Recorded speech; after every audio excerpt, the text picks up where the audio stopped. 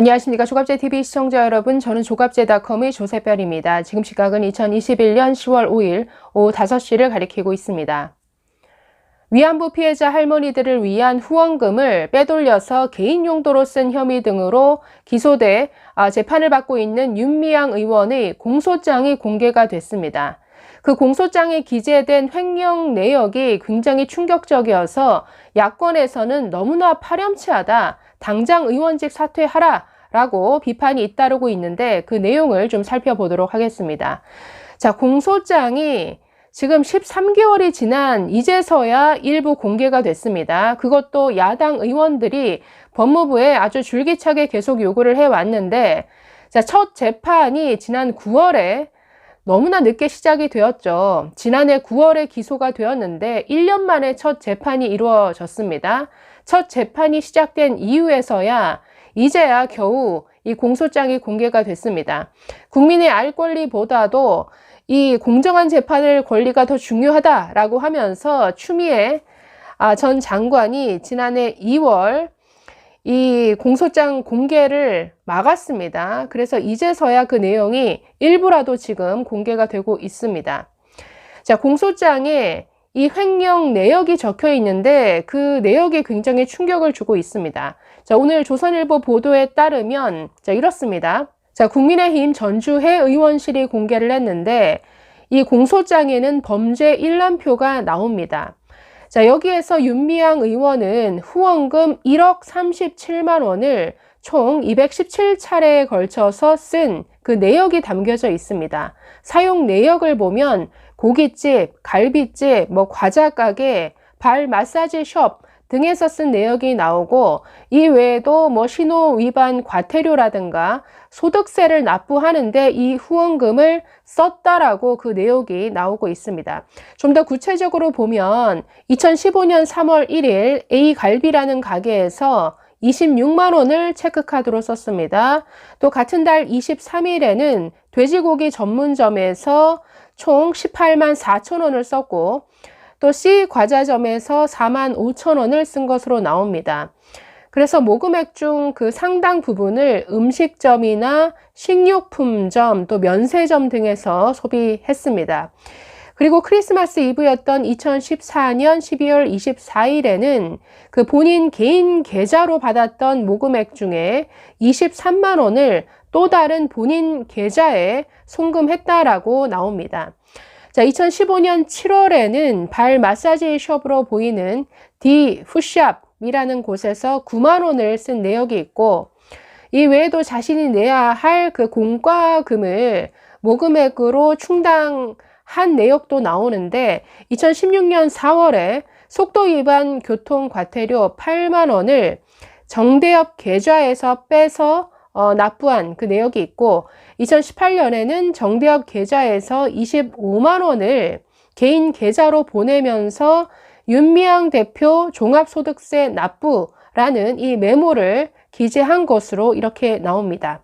자, 그래서 공소장에 기재된 총 217차례의 그 횡령 내역 중에서 대부분은 수만 원에서 수십만 원 크기였는데 가끔 100만 원이 넘는 금액이 이 공금에서 빠져나가기도 했습니다.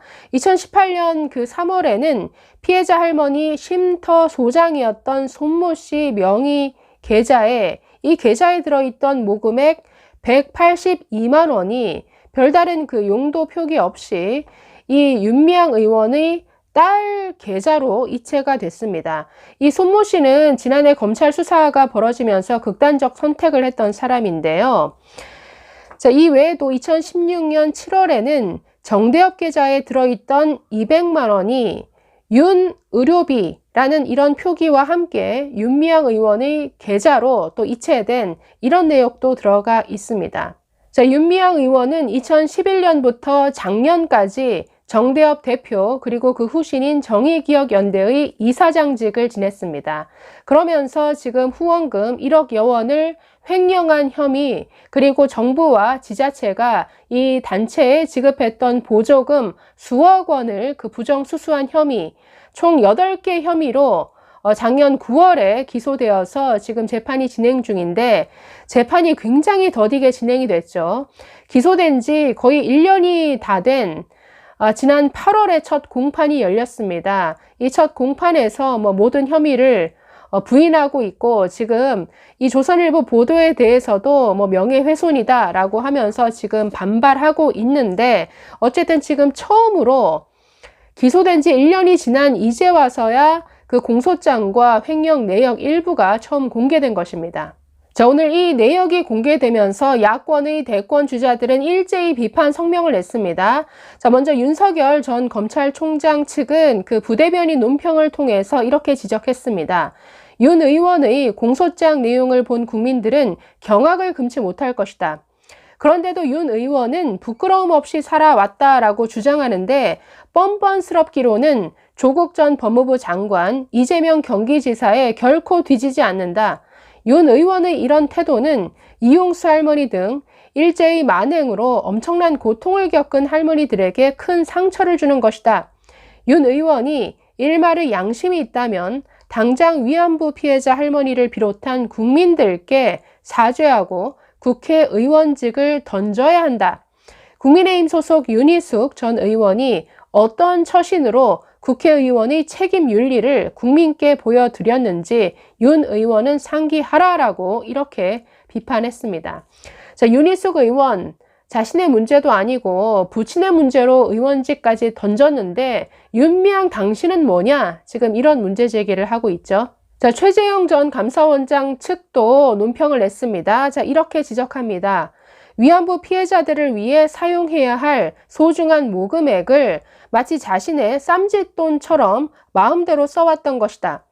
윤미향은 지난 30년 동안 활동가로 부끄러움 없이 살아왔다라며 모든 혐의를 부인하고 있다. 어떻게 이렇게 파렴치할 수 있나라고 비판했습니다.